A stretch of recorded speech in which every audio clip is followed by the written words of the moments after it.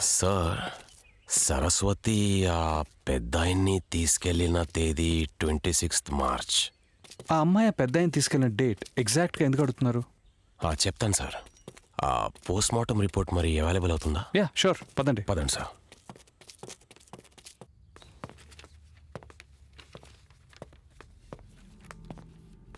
Sir, ఆ post mortem రిపోర్ట్లో ఆయన చనిపోయింది 15 days ముందని ఉంది సార్. ఆ బాడీ డీకంపోజ్ అవ్వకూడదని లో టెంపరేచర్లో పెట్టారు. అంటే ఆయన చనిపోయి 15 days అయింది, అది పక్కా సార్. 26వ తారీఖు అర్ధరాత్రి ఆయన చనిపోయినట్లు రిపోర్ట్లో ఉంది సార్.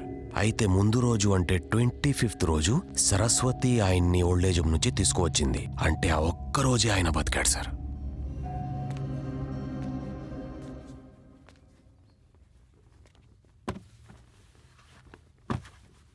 అమ్మా సరస్వతి, నాని. ఆకలిగా ఉంది, కొంచెం అన్నం పెట్టమ్మా. నాని తీసుకొస్తున్నా.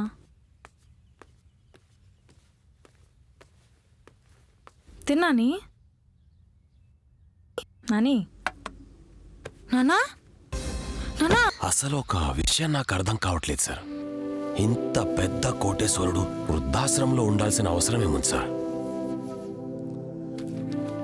ఈ నోట్స్ చూడు. నాకు శృతి ఇంట్లో ఇన్వెస్టిగేషన్ చేస్తూ ఉంటే దొరికింది. ఇదే నిజం. పైకి కనిపించినంత అందంగా ఉండేది అది. మేడిపండు కూడా పైకి చుట్టానికి మెరిసిపోతూ ఉంటుంది. పట్టు వెప్పితేనే. 2 రోజుల్లో పెళ్లి పెట్టుకొని ఇప్పుడు ఇంకొక అబ్బాయిని ప్రేమించాను, పెళ్లి చేసుకుంటాను. ఏంటమ్మా ఇది? రేపు పెళ్ళైన తర్వాత కూడా ఇదే మాట అంటావా? కమ్ ఆన్ డాడ్, మీరు ఓల్డ్ జనరేషన్, మా జనరేషన్ ఇంతే. So what? ఓల్డ్ జనరేషన్ అవునమ్మా, నాది ఓల్డ్ జనరేషన్. నాకేం తెలుసు? 10th లో రమేష్ అనే అబ్బాయిని ప్రేమించాను అన్నావు, మధ్యలో వదిలేసావు. నేను వదిలేశాను, నువ్వు టీనేజర్ అని. ఇప్పుడు ఆయన ఎలా ఉన్నాడో తెలుసా? జీవితంలో అన్నీ సాధించి నీ ఫోటో ఇంట్లో పెట్టుకొని, నిన్ను గుండెల్లో పెట్టుకొని జీవితంలో పెళ్లి చేసుకోకుండా ఉండిపోయాడు. ఆ తర్వాత ఇంటర్లో రాహుల్ అన్నావు, వాణ్ణి మధ్యలో వదిలేశావు. అప్పుడు నేను వదిలేశాను. కారణం you are still mentally immatured అని. ఇప్పుడు ఆ అబ్బాయి ఎలా ఉన్నాడో తెలుసా? ప్రేమ అంటే మోసం అని, అమ్మాయిలంటే నీలాగే ఉంటారని ఒక సైకోలా మారిపోయాడు. తర్వాత డిగ్రీలో ఇంకొకడు. ఏంటమ్మా ఇది? నీ మీద పిచ్చి ప్రేమ నన్ను దండించకుండా చేసిందమ్మా నిన్ను. కానీ శృతి, నువ్వు వాళ్ళని టైంపాస్కి ప్రేమించవేమో, వాళ్ళు మాత్రం నేను చాలా సిన్సియర్గా ప్రేమించారమ్మా. నీకు మగాళ్ళ గురించి తెలియని ఒక విషయం చెప్తానమ్మా, తెలుసుకో. మగాళ్ళు నిజాయితీగా ప్రేమించే అమ్మాయిని గుండెల్లో పెట్టుకుంటారు. అదే నీలా వాడుకోవాలని చూసే అమ్మాయిల్ని వేశ్యలా చూస్తారమ్మా. డాడ్, ఏంటి నువ్వు చేసే పనికి ఒక పేరు పెట్టి వేశ్య అంటేనే నీకు ఇంత కోపం వచ్చిందే? తప్పు పిలిచే పేరులో ఉండదమ్మా, చేసే పనిలో ఉంటుంది.